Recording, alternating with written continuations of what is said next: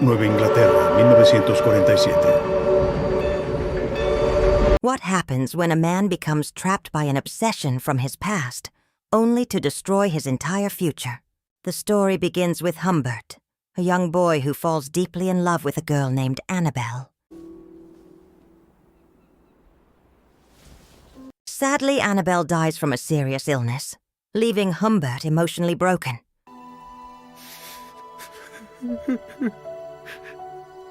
Years later, Humbert becomes a professor and moves to a small French town, hoping to focus on writing.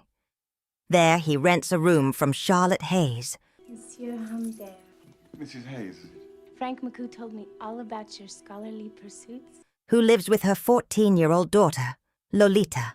The moment Humbert sees Lolita, she reminds him of Annabelle. Beautiful. And his old obsession returns. He decides to stay in the house even though his reasons are deeply troubling.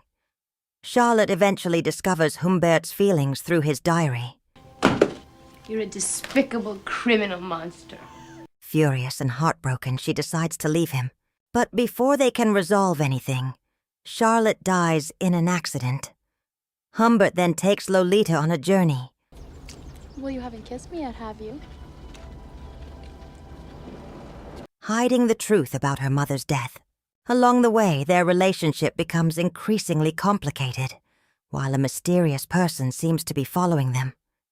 No.